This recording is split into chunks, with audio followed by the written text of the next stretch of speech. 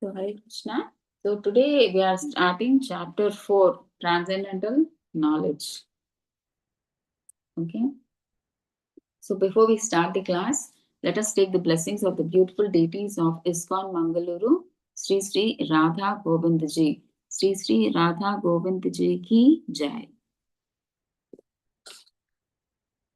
Okay, so this is what we have covered in third chapter. So, fourth, we'll be covering all this. Okay, so these are different topics. So in section 1, transcendental knowledge, we will know from 1 to 10 about Krishna, the transcendental knowledge. Okay, so history of Bhagavad Gita. Okay, so Anshul Mataji, can you please read the first shloka, Mataji? Sure, Mataji. Yeah, please. Shri Shri Bhagavan Uvacha Imam Vivasvate Yogam Proktavan Aham Avyayam Vivaswan Manave Praha Manur Ikashu Ikashwaka Ikash Ikashwakave Bravita. Yeah, Ikshwa, Shwa, Ikshwa. Ikshwakave Bravit. Manur Ikashwakave Bravit. If it's difficult, Mataji, you say first Ik, Shwa, Shwakave Kave. Yeah, breathe. Ik, Shwa, Abravit. Ikshwakave Yeah, Bravit. Thank you, Mataji. yeah. So you don't have to say Ikshwa and like again like that. So it'll be easy for you. Ik, Shwa, Kave, Bravit. Okay. You can read the translation also, Mataji. The personality of Godhead, Lord Sri Krishna, said, I instructed this imperishable science of yoga to the sun god Vivaswan, and Vivaswan instructed it to Manu, the father of mankind, and Manu in turn instructed it to Ikaswaku. Ik, Ikashwaku. Ikshwaku. Ikashwaku. Yeah, tell Mataji Ik. Ikshwaku. Ah, Ikshwaku. correct. Ikshwaku. Yeah, correct. Perfect. Okay, so you can see in the right hand side of the picture, right, how from Krishna the Bhagavad Gita was told to first sun god. Okay, and sun god passed it to his son Vivaswan, and Vivaswan passed it to his son Manu, and Manu passed it to Ikshvaku. Okay, so it is coming in parampara. Okay, so what they are trying to say is actually this in the shloka you can see the word avyayam. So transcendental knowledge is avyayam. So it is imperishable. So why are they saying this? Why is the transcendental knowledge avyayam? It is imperishable. See, because the material knowledge that we learn, it is not knowledge, we should say. The what we learn from schools, colleges, from material life, the value of that knowledge it reduces with time. Okay, sometimes that knowledge changes also. So we see every 5 years in our schools or college, the textbooks change. So why do they change these textbooks if the knowledge is same? See, every new year, every a new edition comes up. So there is change in knowledge. So no, either the knowledge has become old or they come to know that it is wrong. So everything keeps changing here because the material world itself is changing. But the knowledge given to Sun God millions of years ago and again given to Arjuna 5,000 years ago is imperishable. Okay, so why was this knowledge given to the kings? Now they are saying that this knowledge is given all our kings, if you see. See, sun god is King Vivaswan, and when Vivaswan gave it to Manu, who was also the king, and again to Manu, he gave it to Ikshvaku. They're all kings. So why is it given to kings? Only kings. Why is this knowledge of Bhagavad Gita given only to kings? Because the kings should have knowledge. So if they have that knowledge, then only they can tell the people. If the kings know what is dharma, then only they can protect.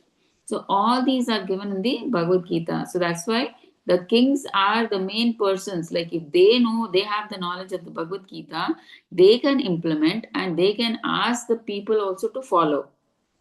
So it's important. That's why they say even in our present situation, if the politicians they implement the Bhagavad Gita, it will be good for all the people who follow. But the leaders are so against religious practices. They are so much into that they want to hoard money. They want to pile up money somehow by hook or by crook. So that is their main focus. They're not at all interested in all these dharma in Bhagavad Gita, in all these spiritual practices. They're not at all interested. And the knowledge of Bhagavad Gita, it is called Apaurusheya. Okay, what does that mean? So it is not given by a common man, but it is given by Krishna himself. Who gave the Bhagavad Gita? What does Bhagavad Gita means? Bhagavad means Krishna, Bhagavan. Gita means song, the song sung by God, Krishna. So it is given by Krishna himself, God himself. So we see scientists, philosophers writing books on knowledge. Okay, but that knowledge has faults. Okay, but the knowledge of the Bhagavad Gita given by Krishna has no faults. So this Bhagavad Gita was told to Krishna, I mean to sun god 2 million years ago. Okay, but till today we use the same Bhagavad Gita. There is no change in that knowledge. Okay, and it is so helpful for us, it is like a what do they say, this Bhagavad Gita is like a manual for us. Like how when we buy an microscope or sorry microwave or fridge or washing machine, we get a manual which tells us how to operate it. So this Bhagavad Gita is like a manual for the human beings, how we have to live our life, how we have to operate our life, how we have to live our life by the Bhagavad Gita. So that's a manual for us. Okay, so till today we use it. It is so helpful, the Bhagavad Gita. So this Bhagavad Gita is read not only by devotees, it is read by philosophers, scholars, scientists, everybody. And in fact, Albert Einstein, a great physicist, he read the Bhagavad Gita. And even great leaders like, Mahatma Gandhi, he read the Bhagavad Gita. So not only nationally, but internationally, this Bhagavad Gita is read by many. And they came to know many things by reading the Bhagavad Gita. And they all praised the Bhagavad Gita. So Bhagavad Gita is like a manual for humans. See how we should live the Bhagavad Gita. So that is why this knowledge is always useful irrespective of time. It is not that in this time only the Bhagavad Gita will be useful. So from 2 million years till date, we read the Bhagavad Gita and we know the importance of the Bhagavad Gita. Okay, so actually, see, when we write books or whatever, I mean, we have four defects. What are the defects that man has? He has imperfect senses. See, he cannot see properly with these eyes, right? Only, I mean, even in the daylight, also, these eyes can see only up to a certain distance.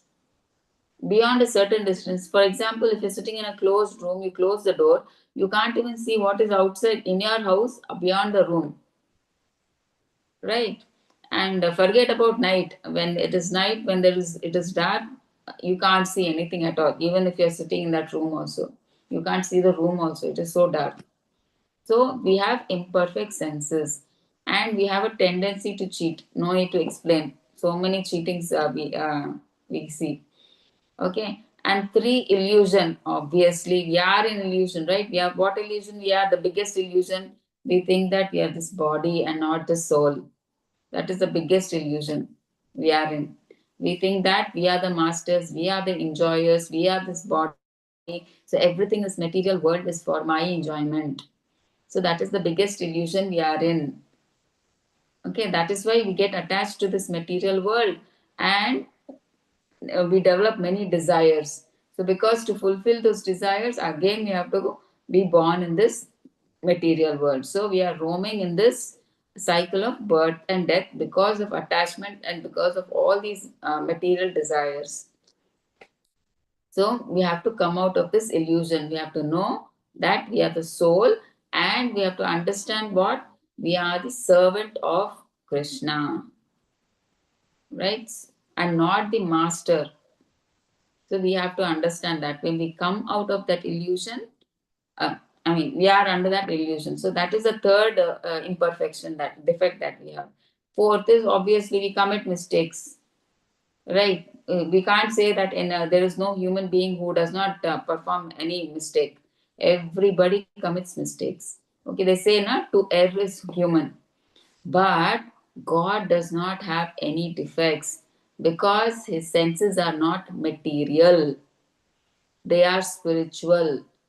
He knows everything, he can see everything, he is omnipotent. Okay, he can see everything, he is omniscient and he's omnipotent, he knows everything, he can see everything.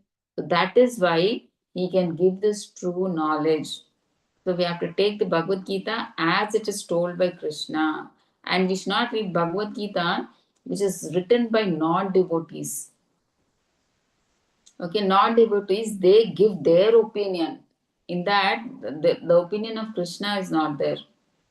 So there is no point in reading the opinion written by materialistic persons who have these four defects.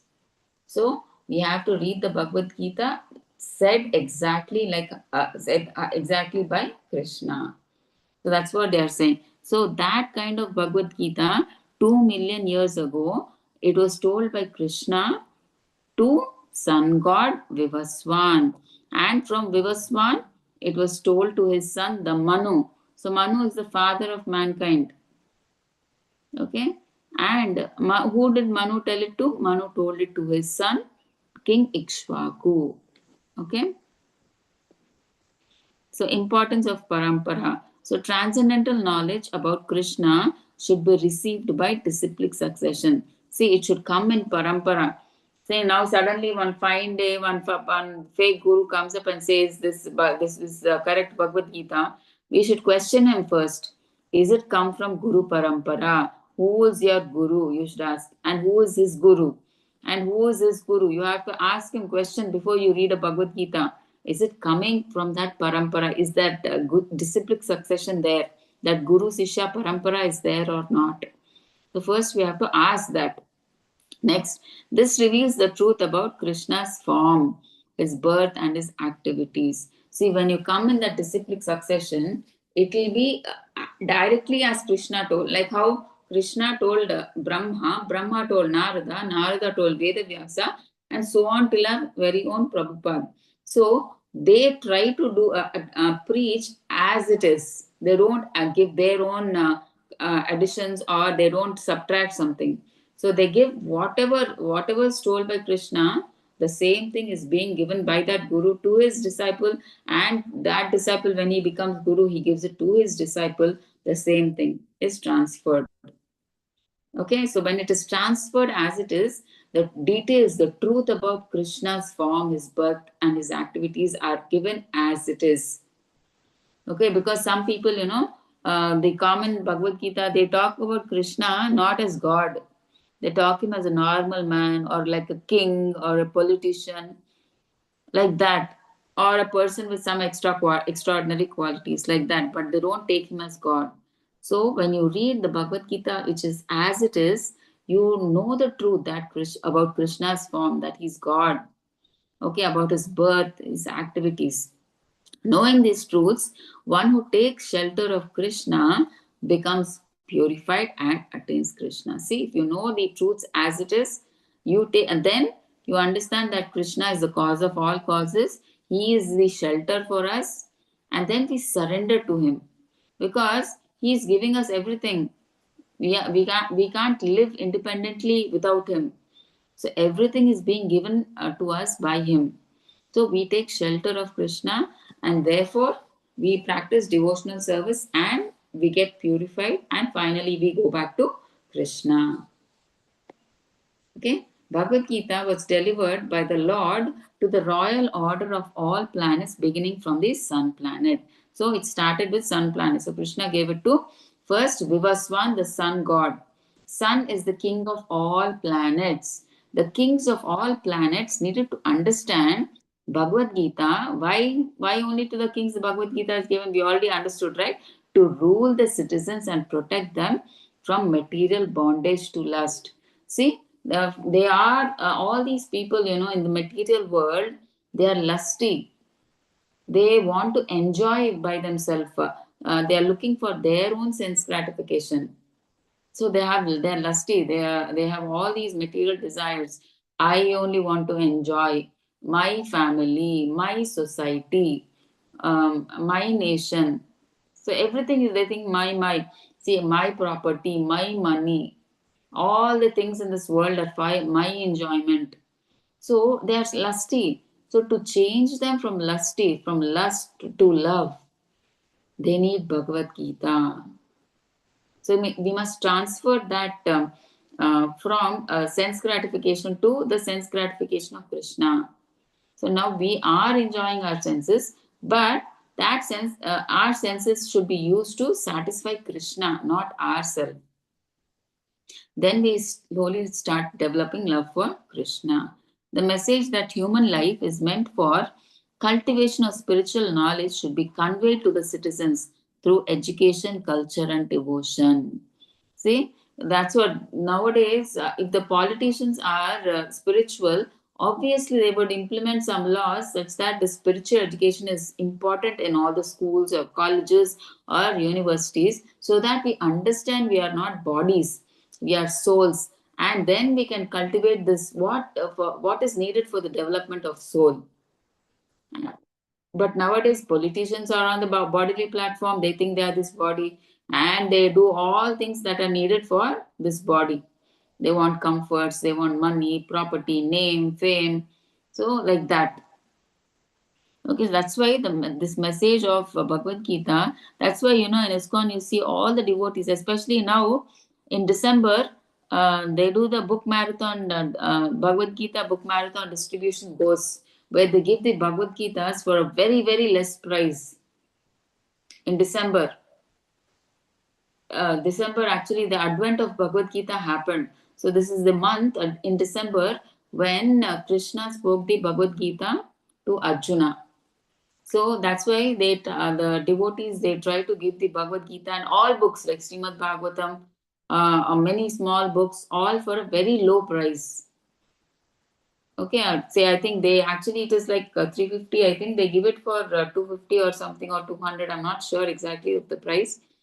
If it's 350 or 400, they give it for 250 or 300 something. They give it less, for less price.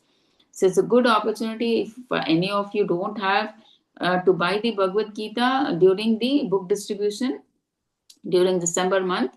You can buy it for a less price. Okay. So that just that Bhagavad Gita is so important for us. Okay. So propagation of Krishna consciousness was necessary. In this millennium, the sun god is known as Vivaswan, the king of the sun planet. So in every millennium, we have a different sun god. But in this millennium, now our sun god's name is Vivaswan. Okay, the king of sun planet. So sun planet is the origin of all planets within the solar system. This we all know, right? So everything is in the solar system. If you see, the sun is in the middle and all the planets are rotating around the sun. In the Brahma Samhita, it is stated, Yat Chakshur Esha Savita Sakala Grahanam Raja Samasta Suramurti Ashesha Teja Yasyajnaya Brahmati Sampruta Kalachakro Govindamadi Purusham Tamaham Bhajami. So what are they saying? So Lord Krishna originally made Vivaswan. So the Lord Krishna originally made Vivaswan his first disciple to understand the science of Bhagavad Gita. So we saw, right, whom did Krishna first give the Bhagavad Gita? To King Vivaswan. So, sun god. Who is the sun god? The Gita is a standard book of knowledge coming down from times immemorial. History of Gita, as in the Mahabharata, okay, Shanti Parva. Treta युगादौ च ततो विवस्वान् मनवे ददौ मनुश्च लोक भृत्यर्थं सुतायेक्ष्वाकवे ददौ इक्ष्वाकुणा च कत्तो व्याप्य लोकान् अवस्थितः. So what are they saying? In Treta Yuga, this science of the relationship with the Supreme was delivered by Vivaswan to his lawgiver son Manu. So in Treta Yuga, this Bhagavad Gita was given from Vivaswan to whom? His lawgiver, his son Manu. Okay? So Manu is being the father of mankind. So he is the one who gave rise to all the people. That's why he is called the father of mankind. Okay, so from Manu, he gave it to his son. The same knowledge he gave it to his son, Maharaj Ikshvaku, who was the king of the earth. Okay, so this is when the Bhagavad Gita came to earth. Okay, earth planet, and he is the forefather of Raghu dynasty, Maharaj Ikshvaku, in which Ramachandra, Lord Ramachandra appeared. Therefore, Bhagavad Gita existed in human society from the time of Maharaj Ikshvaku, because he was the king of earth planet. So it is that time Manu gave it to his son, okay, Ikshvaku. Okay, now let's see the history of Bhagavad Gita.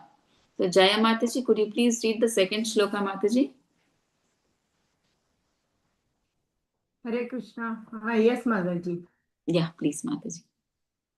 एवं परम्परा प्राप्तम् इमं राजर्षयो विदुः सकाले नेह महता योगो नष्टः परं तपः.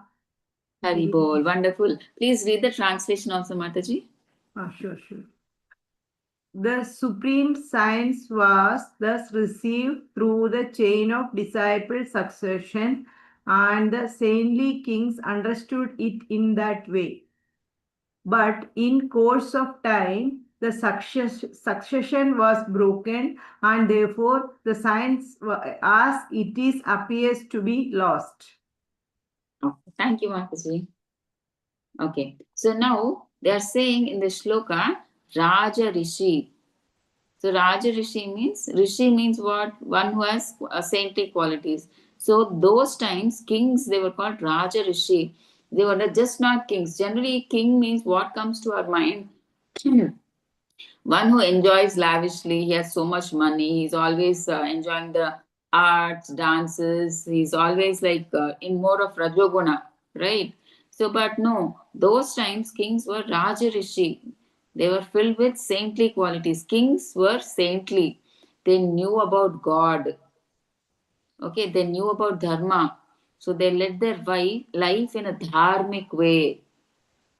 Okay, why Prabhupada had to write the Bhagavad Gita again? See, actually, before Prabhupada wrote this Bhagavad Gita as it is, there were 700 to 800 copies of Bhagavad Gita written by many, many people. But still, why Prabhupada had to write one more? Because the remaining Bhagavad Gitas that were written by non-devotees. Okay, they didn't come in this Guru Sishya Parampara. So then, why did they write the Bhagavad Gita? We may ask. Okay, why did they write the Bhagavad Gita? Because those people, they knew English and Sanskrit. Okay, and they wanted what? Name, fame, everything. Credit they wanted. So we all know that this Bhagavad Gita is a famous book. So what do these people think, these non-devotees? They think that if I write this Bhagavad Gita, I will also become famous as a writer. So I will also get nice name, fame, everything. So many people think Many of us, we think any Bhagavad Gita is the same. I will get the same knowledge if I read any Bhagavad Gita. That's what we think. Yes, the translation in any of the Bhagavad Gitas you read is the same, but the purports are different. Please note, very important. See, in any Bhagavad Gita, you see the translation will be same, but the purport means what? The detailed explanation will be different. Okay, because they are scholars. What do these non-devotees do? They change the purports according to their wish. They are full of anarthas. They have these 4 defects. So they write whatever they want. The purpose Krishna told the Bhagavad Gita can never be reached because they are giving their views and they're not putting forward Krishna's views. So Srila Prabhupada said, before I wrote the Bhagavad Gita, there were many Bhagavad Gitas. But reading those Bhagavad Gitas, how many people became devotees? Nobody became devotees. But after Prabhupada wrote the Bhagavad Gita as it is, we can see the difference. How many of them become devotees? Okay, Prabhupada says, after these Bhagavad Gita was written, how many people became devotees? How many persons their life changed? And how many started worshipping Krishna after reading this Bhagavad Gita? So Bhagavad Gita is meant to change our life. But even after reading Bhagavad Gita, if there is no change, what is the use? There is no use, right? If you read the Bhagavad Gita and there's no change, that is not a Bhagavad Gita. And what is the use of reading such a Bhagavad Gita? Because it won't have its effect, because it is not told by Krishna. It's just told by the non-devotees. They write it however they want. And the other thing is, it is not like in the disciplic succession. That Guru Parampara is not there. Okay. So if you see now, even till date, the Prabhupada's Bhagavad Gita is the most widely worldwide read Bhagavad Gita. We can see the sales of the books. How many books are being sold? Okay, and how many are becoming devotees? How many are getting transformed reading that Bhagavad Gita? Okay.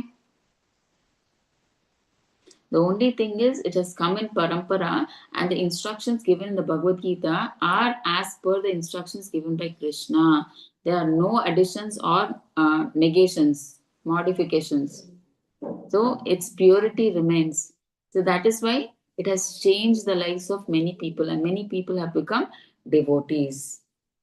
So once one reporter asked Prabhupada, see, every sadhu or saint or sannyasi, he does some magic. What magic are you going to do, Prabhupada? He asked. Then Srila Prabhupada said, can't you see? I have so many disciples. So I've changed them from hippies to happies. Okay. I've changed their whole life. What more magic do you want? I've changed all these American hippies who were drinking, who were meat eaters, who were into intoxication, gambling, they were drinking, they were smoking, all sorts of bad habits they have. I made these hippies into happies. I've made them into brahmanas. What more magic is the magic do you want me to show? That's what Prabhupada says.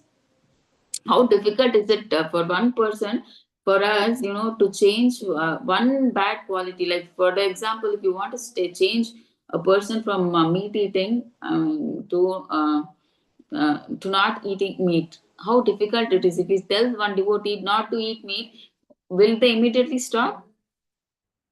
No, right? How difficult, how much endeavor is required. We have to tell them the importance and everything. It takes so much of this thing, right? So Prabhupada, yes, how much effort he must have put. So that's why he says, this isn't this magic. Through Krishna consciousness, I've changed these hippies who were having, you can't mention one bad quality, all they're full of bad qualities. I've changed them to brahmanas. Now they are so pure. What more magic do you want me to show?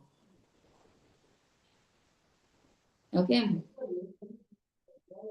And once again, one more time, one reporter asked Srila Prabhupada, see, many Swamijis, they come to America to earn money, to do business. They come with the desire to do some profit.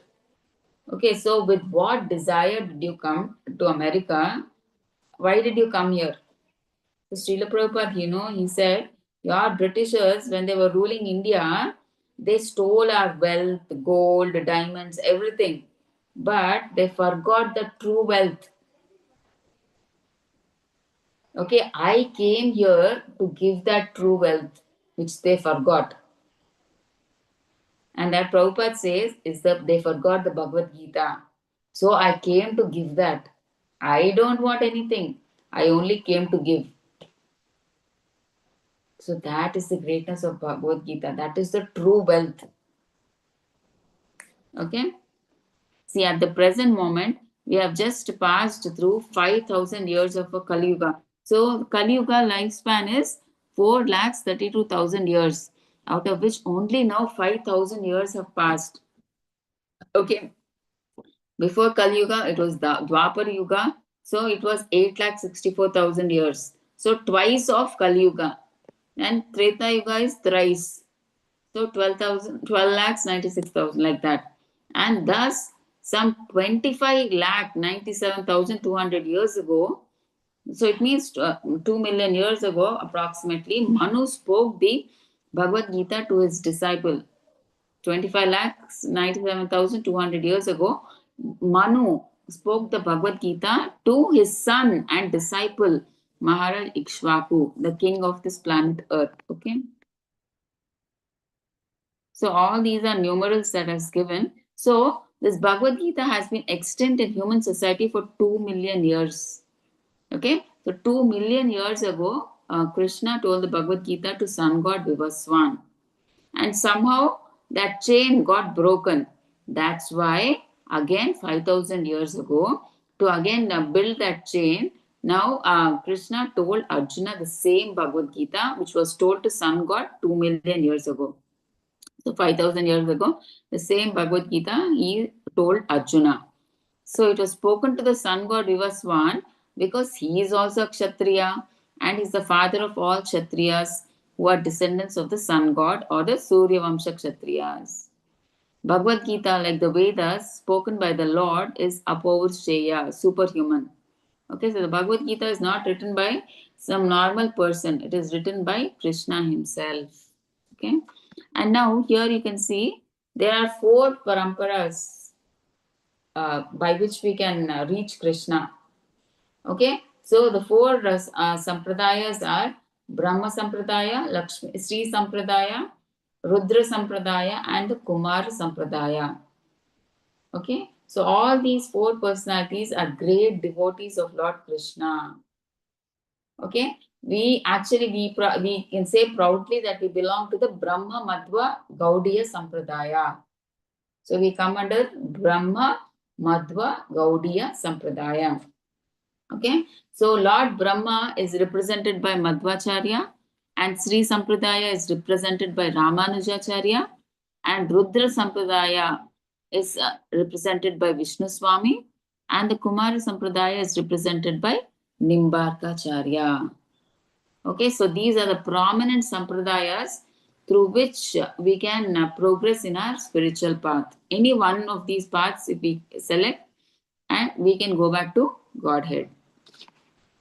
Okay, so we see, right, so Krishna told to Brahma, Brahma to Narada, and so on to our very own Prabhupada. So it should go in that disciplic succession.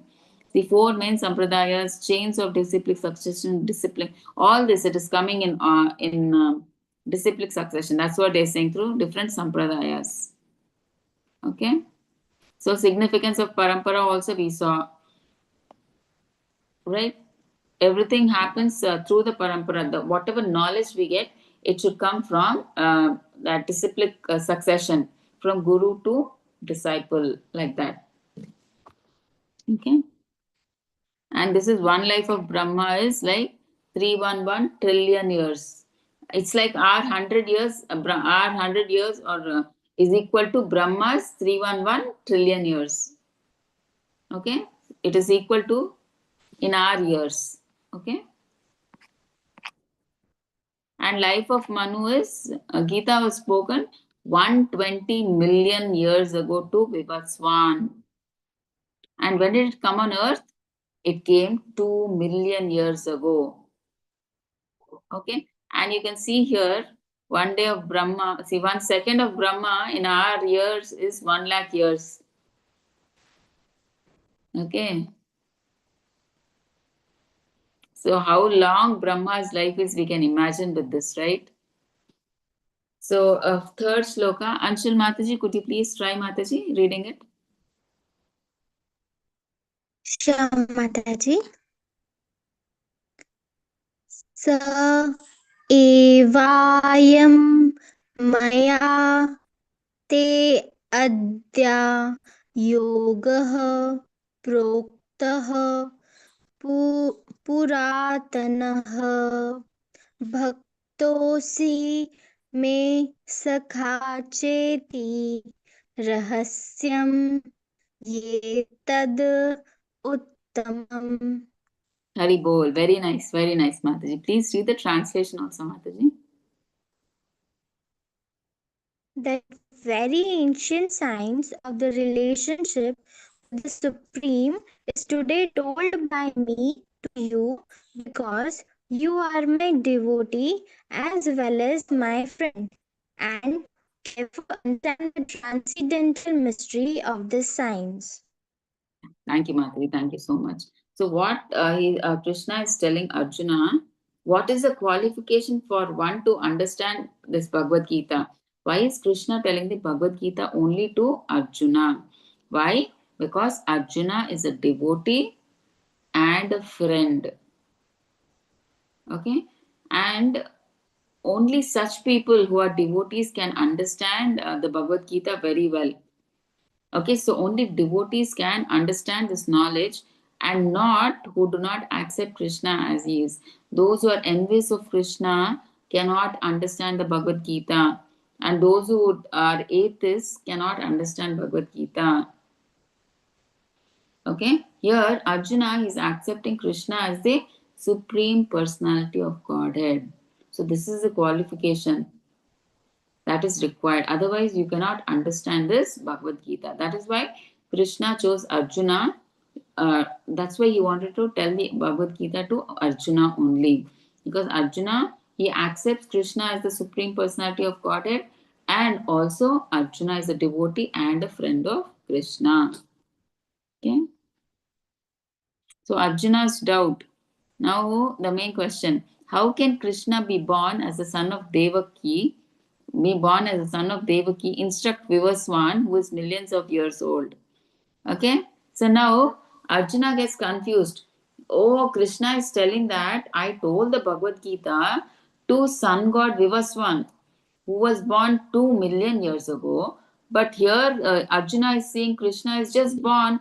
He is the same age as Krishna, and sun god is born 2 million years, so he's so big in age. How is it possible that Krishna, who is of my age, tell sun god who was born long ago? He is doubtful. Okay, he is asking that question. Actually, he does not have that doubt, but because people like us get that doubt, right? We doubt Krishna. How is it? So, to clarify that doubt for all of us, on behalf of us, indirectly, he is asking that question to Krishna so that our doubts may be clarified. Okay, so Jaya Mataji, please try reading the fourth shloka, Mataji. Hare Krishna Mataji, sure. Yeah.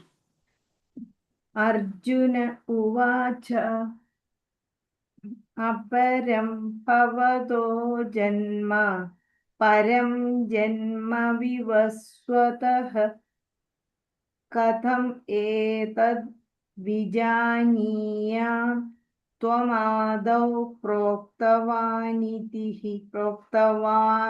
iti. Hari Bol. Very nice, Mataji. Please read the translation also, Mataji. Oh, sure. Arjuna said, the sun god Vivaswan is senior by birth to you. How am I to understand that in the beginning you instructed these signs to him. Hare Krishna. Thank you so much, Mataji. So here, that's what the same thing Krishna is asking Arjuna. See, you and I are of the same age, but the sun god Vivaswan, he was born 2 million years ago. How you are born? You are just so much. You are just 60, 70 years old now. You are of my age. How you told the Bhagavad Gita 2 million years ago? Can you please explain? How is this possible? He was doubtful.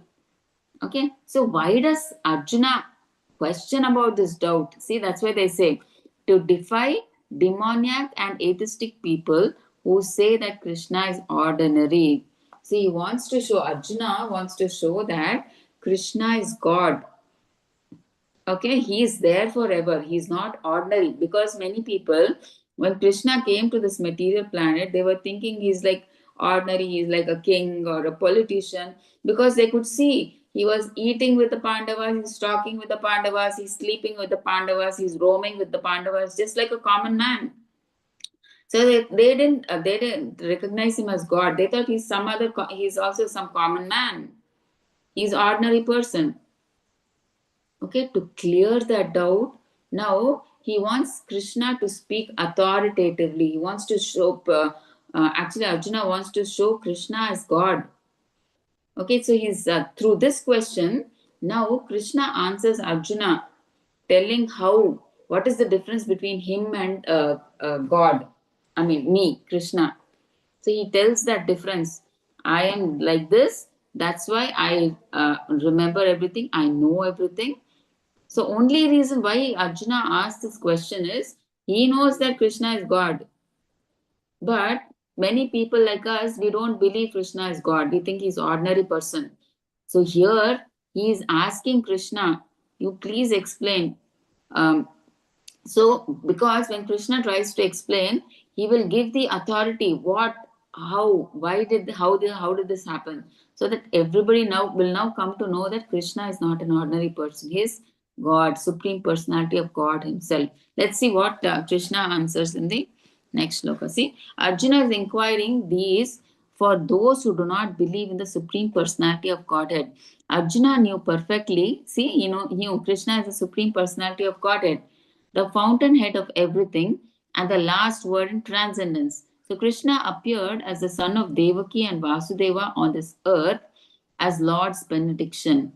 The atheists who consider, say, the atheists who consider Krishna as an ordinary man come to know that Krishna is superhuman, that he is Satchidananda Vigraha, the eternal form of bliss and knowledge, that he is transcendental, and that he is above the domination of the modes of material nature and above the influence of time and space. So that is why Arjuna he put this question, so that because the atheists think he is just an ordinary person, but because of what Krishna will say now, they will understand the authority. They will understand that Krishna is God. Satchitananda means what? Sat means eternal. Chit means full of knowledge. Ananda means full of bliss. Okay, so Krishna is full of Sat, Chit, Ananda. He is Divyam, he is transcendental. He is above the modes of material nature. He does not come under the material modes. He is in Shuddha Sattva. And time has no influence in this thing. Time and space have no value. Only time is measured only in this material world. In the spiritual world, you have no time there. So he's above the influence of time and space. Okay. So Sri Krishna Avatara took place in the Sandhikala in Dwapara Yuga in 28th Mahayuga of Vaivaswata Manvantara. So Lord Krishna, considered as the Paripurna Avatara of Lord Sriman Narayana, took birth in Chandravamsam in Yadu dynasty in the clan of Vrishni. He was born to a noble couple, Vasudeva and his consort Devaki Devi, as their eighth child. Devaki and Vasudeva, in their previous birth, had performed severe penances for several thousands of years to have Lord Sri Mahavishnu as their child for 3 lives. As a result, Lord Sriman Narayana took birth as Prishni Garbha. So, in 3 births, so actually they ask to Krishna to come as their child. But Krishna, Lord being merciful, he says, not one janma, I will come as your child for 3 times. How? He says that Prishni Garbha in Krita or Satya Yuga, to whom? To Prishni and Sutapa. And next in one more janma, he comes as Vamanadev, to whom? To Kashyapa and Aditi. In Vamana Avatara, we know that, Treta Yuga. And last janma is now in Dwapar Yuga as Krishna to Devaki and Vasudeva in Sri Krishna Avatara. So thus fulfilling the boon given to them. So before taking birth, he gave darshan to his parents in the original form of Lord Sriman Narayana and reminding of their lineage and the boon given to them. Okay, so we all know, right, how Krishna was not born like an ordinary child like all of us. So he manifested himself as the four-handed Vishnu form before Devaki and Vasudeva. So later, after the request, he again became a two-handed baby form. Okay. So now we see how Krishna reveals his position now, that he is the supreme personality of Godhead and is not an ordinary man like the atheists and other people think. Okay, so how could you tell Bhagavad Gita? Arjuna asked, right, to the sun god Vivaswan if he is senior by birth to you. Okay, so now let's see here. So now let's see the fifth one. Fifth shloka. Anshul Mataji, can you please read, Mataji? Sure, Mataji. Yeah, please, Mataji. Shri Bhagavan Uvacha Bahuni me Vyatitani Janmani Tava Charjana Tani Aham Ved Sarvani Na Tvam Ved Parantapa. Hari Bol, very good, very wonderful. Thank you, Mataji. Please read the translation also, Mataji. The personality of God had said, many, many births both of you and I have passed. I can remember all of them, but you cannot. O subduer of the enemy. Yeah, thank you, Mataji. So, what is Krishna saying here? See, many, many births, both you and I have passed. I can remember all of them, but you cannot. So, what is Krishna saying? See, for us, Jivas, what happens? We forget everything. Do we remember what we were in our previous Janma? Can we remember? No, right? Once we have left that body, our soul gets transferred into a new body and we continue with that body. We, in fact, forget about the previous birth. In when we were young or when we were as a child, we don't even remember those memories of ours. What about our past birth? We can't remember, right? But Krishna can remember everything. So that's why he's saying, see, you and I, that means Krishna is telling Arjuna, you and I have taken births many times like this, like now. But I know all the births, but you don't, because you're an ordinary human being, right? So you forget you forget your previous janmas. But I, because I'm Supreme Personality of Godhead, I can remember everything. So he's trying to show his superiority. Okay, so here we can understand the difference between us and God. So we have taken many forms in many janmas, but we don't remember what we were in any janma. But Krishna, he knows what we were and what we did. He knows everything. He knows about himself and he knows about us, what we were in our previous janmas, everything he knows. Okay, so he's trying to say the difference between him and Krishna. So he can remember everything and he knows what we were in our past janma and what we will be. Okay, that's what Krishna is saying here. So sixth, sixth shloka, Jaya Mataji, please try reading, Mataji. 1 minute, madam. Or should I read once, Mataji? Okay, I'll read it, Mataji, for today.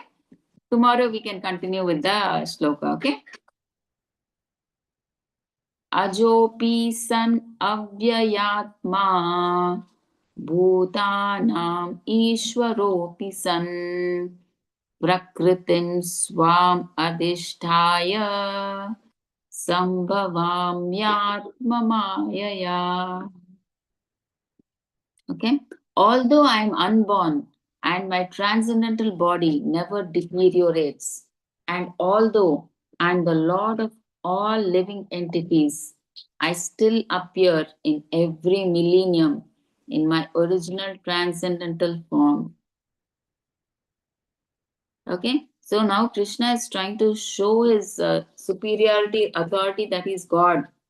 See, although I'm Aja, Aja means unborn, and my transcendental body never deteriorates because he is spiritual in nature. He never dies. Okay, Divyam. He has a transcendental body, not a body like us. Our body at the time of death is burnt and we have to take one more body. But Krishna's body is not like that. It's the same, it remains the same throughout. It is spiritual. And although I am the Lord of all living entities, Krishna is the Lord of all living entities because He is the one who is maintaining us, right? So nothing in this world can run independent of Him. So we are all dependent on Him. So He is the Lord of all living entities. I still appear in every millennium in my original transcendental form. So he's saying Krishna, in any avatar that he comes in this material world, he comes in his original transcendental form in his be it as Krishna or Varaha Avatara or whatever Avatara, Vamana Avatara, he comes in his transcendental body. It is not a material body. Though he comes to the material world, we should not think it is God has taken a material body. His body is Divyam. It is transcendental. So let's see what is the difference between Krishna and us. See, Krishna's form is spiritual. And what is our form? Our form is temporary. So we change bodies because we are temporary. Once this body is over, it is burned and the soul takes another body, new fresh body. But Krishna's body is not like that. He is Divyam. Okay, it's the same transcendental body. It is never destroyed. Okay, we are controlled by Maya, right? We come under illusion. We are controlled by Maya. Krishna is the controller of Maya. So Krishna controls Maya. Maya is the devotee of Krishna. So the whole material world is governed by Maya. That Maya is under the control of Krishna. Okay. So here you can see on the right hand side, right? See, this is how the soul transmigrates. The soul, actually, we have this gross body, which is the outside body. The body that we can see, right? The skin, the hand, legs, feet. And inside this gross body, we have a subtle body. So we have so many bodies, right? That subtle body is made up of what? Mind, intelligence, and false ego. And inside that is the soul. Inside the body, where the heart is there, the soul sits over there. Okay, so the soul in the material world, it has a material body and a subtle body, and when it goes to the spiritual world, it has a spiritual body. But Krishna's body is not like that. His body, he has only one body, that is Divyam, remains the same throughout, not like ours. Like once the soul leaves this gross body, the subtle body is transferred to another gross body. Okay. See differences between Krishna and the conditioned living entity. So Krishna is what? Eternal and remembers past, present, and future. He never forgets. But the jivas, we are eternal, but we forget. Okay, we are spirit souls. But when we come into this material world, we take a material body because of which we forget everything. Okay, and second point is remembers all births. Krishna, he remembers all births because his body does not change because he has a spiritual body. He knows all his births. Okay, we forget because why we change different bodies. Okay, we leave the previous body when we die, and we take a fresh body. The soul enters, the soul and the subtle body enter into new fresh body, but because of which everything we forget. Okay, and Krishna, he appears, he takes birth not by, we take birth because of karma, to para karma and desires, and this thing we have to come and suffer or enjoy. But Krishna, it is not like that. If he wants, he can appear. He comes by his own will. So we are forced to appear by karma. And his body is transcendental, our body is material. No difference between body and soul for him, Krishna. Both are transcendental. But for us, the soul, it takes an external body, right? Okay, gross and subtle. So you understood, right? The soul, along with the previous subtle body, is transformed into the fresh body, the gross body, right? Like that. So Lord's Prakriti, nature and Swarupa, his form. The Lord appears in his own eternal body, see, two-handed with flute. Common living entity changes from one body to another. Okay. So Krishna comes in his two-handed form. That is the actual form of Krishna, the true form of God. Krishna holding a flute. Okay, but we common people, we change body from one body to another. The soul is transformed. Although his body does not deteriorate like a material body, it still appears that Lord Krishna grows from childhood to boyhood and from boyhood to youth. But astonishingly enough, he never ages beyond youth. At the time of Battle of Kurukshetra, he had many grandchildren at home, or in other words, he is sufficiently aged by material calculations. Still, he looked just like a young man of 25 years old. We never see a picture of Krishna in old age because he never grows old like us. Although he is the oldest person in the whole creation, past, present, and future, neither his body nor his intelligence ever deteriorates or changes. Therefore, it is clear that in spite of his being in the material world, he is the same unborn eternal form of bliss and knowledge, changeless in his transcendental body and intelligence. So, what they are saying, Krishna, he always, though he appears like from baby, he's becoming a child, from child to boyhood, boyhood to youthhood, and then finally he tries to become an adult, but still he never ages beyond 16. He actually looks like a boy of 25 years. Even in the battlefield of Kurukshetra, it is being said, though he was having grandchildren at that time, okay, he just looked like a person. If you see how Krishna looks with Arjuna on the battlefield, he looks like a person of 25 years old, not like old. And even also, we don't see a picture of Krishna appearing old. Okay, so it is our body that deteriorates, but Krishna's body never deteriorates because his body is transcendental, divyam. Okay, so we'll stop here. Okay, 4.7 again we'll continue tomorrow. So if you have any doubts, Mataji, please ask.